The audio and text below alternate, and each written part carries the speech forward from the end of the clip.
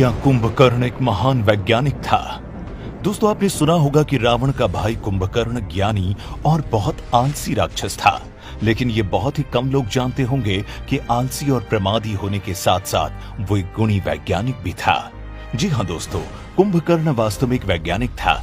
एक ऐसा वैज्ञानिक जो अपनी बड़ी सी प्रयोगशाला में अपनी पत्नी वज्रज्वाला के साथ काम करता। दोनों मिलकर ऐसे मायावी अस्त्र शस्त्र बनाते थे जिनका कोई तोड़ नहीं। ये प्रयोगशाला किष्किंधा के दक्षिण में एक गुफा में बनी हुई थी, जिस वजह से कोई भी इसको देख नहीं पाता।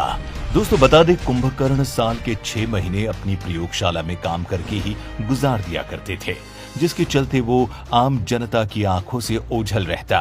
कुंभकर्ण द्वारा बनाए गए कई दिव्यास्त्रों को उसका भाई रावण भी इस्तेमाल करता।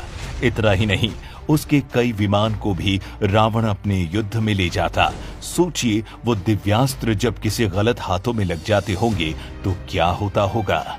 अगर आपने महर्षि वाल्मीकि के ग्रंथों को पढ़ा हो तो उनमें भी कुंभकर्ण के दिव्यास्त्रों का नाम लिया गया है और उनकी शक्तियों का भी बखान अच्छी तरह किया गया है। ये सभी दिव्यास्त्र कुंभकर्ण की महान बुद्धि के प्रमाण हैं।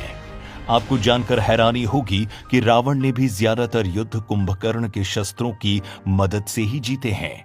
लेकिन कहा जाता है ना कि किसी भी चीज का घमंड नहीं करना चाहिए। शायद वही कुंभकर्ण को भी भारी पड़ गया। एक बार कुंभकर्ण ने भूख से बेहाल होकर दिव्यास्त्र की मदद से तपोवन का इलाका तहस नहस कर दिया था। तभी ऋषि मुनियों ने खून की अग्नि से एक शस्त्र बनाया और कुंभकर्ण के शस्त्र को काट दिया। कुंभकर्ण यहीं शांत नहीं हुआ, उसने ऋषि मुनियों पर हमला किया, जिसके जवाब में ऋषि मुनियों ने कुंभकर्ण को ऐसा श्राप दिया जिसने उसका घमंड चूर चूर कर दिया। उसको श्राप मिला कि प्रयोगशाला में बनने वाला कोई भी शस्त्र अब काम नहीं आएगा। दोस्तों, यही कारण था कि जिस वजह से प्रभु श्री राम ने सामने कुंभकर्ण के एक भी शस्त्र काम नहीं आ पाए थे। लेकिन क्या आपने कभी सोचा है कि एक परम ज्ञानी और इतना होनहार वैज्ञानिक सोकर अपना जीवन क्यों बिताता था? बता दें, कुंभकर्ण की इस लंबी नींद के पीछे एक कथा है। कथा के अनुसार ब्रह्मा जी और सरस्वती माता इस बात से पहले ही वाकिफ थे कि अगर कुंभकर्ण जागता रहा तो धरती का विनाश होकर रहेगा। वो ऐसे ही राक्षसों के लिए खतरनाक दिव्यास्त्रों को बनाता रहेगा और आम जन की जान का नुकसान होता रहेगा। जिसके बाद माता सरस्वती ने कुंभकर्ण की मति भ्रष्ट कर दी और उसकी जुबान लड़खड़ा गई, जिससे वरदान मांगते समय इंद्रासन के बजाय निंद्रासन बोल दिया। तभी से राक्षस कुंभकर्ण साल में 6 महीने सोने और 6 महीने जागने लगा। दोस्तों, क्या आपको पता है कि कुंभकर्ण की धर्मपत्नी वज्रज्वाला भी अपने पति की तरह वैज्ञानिक थी? वज्रज्वाला महाबली बाली की पुत्री थी। बाली विरोचन का पुत्र था। जिस समय वामन अवतार ने बाली से 3 पग भूमि दान में मांगी थी, तब वहां वज्रज्वाला मौजूद थी। कुंभकर्ण अपनी पत्नी वज्रज्वाला के साथ अपनी प्रयोगशाला में तरह तरह के अस्त्र शस्त्र और यंत्र बनाने में ही लगे रहते थे, जिसके चलते उनको खाने पीने की सूध ही नहीं रहती थी। कुंभकर्ण की यंत्र मानव कला को ग्रेट इंडियन पुस्तक में विजॉट आर्ट का दर्जा दिया गया है। इस कला में रावण की पत्नी ध्यानमालिनी भी पारंगत थी। वरदान के पहले और एक दिन जागने के दौरान कुंभकर्ण ये कार्य करता था।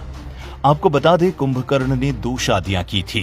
पहली पत्नी वज्रज्वाला और दूसरी पत्नी का नाम करकटी था। कुंभपुर के महोदर राजा की कन्या तडितमाला से भी कुंभकर्ण का विवाह हुआ। कुंभकर्ण के वज्रज्वाला से कुंभ और निकुंभ नामक 2 पुत्र और करकटी से मुल्कासुर और भीम थे। वही माता सीता ने मुल्कासुर का वध किया था और कहते हैं कि उसके दूसरे पुत्र भीम के कारण ही भीमाशंकर नामक ज्योतिर्लिंग की स्थापना हुई थी। ये तो सभी को पता है कि रावण की सेना में अस्त्र शस्त्र या यंत्र बनाने वाले एक से बढ़कर एक वैज्ञानिक थे, जैसे शुक्राचार्य भार्गव, शंबुक, कुंभकर्ण और वज्रज्वाला। तो दोस्तों, अब आप जान गए होंगे कि कुंभकर्ण एक महान वैज्ञानिक था। इससे जुड़ा यदि कोई और भी प्रश्न आपके मन में आता है तो नीचे कमेंट करके हमें जरूर बताएं।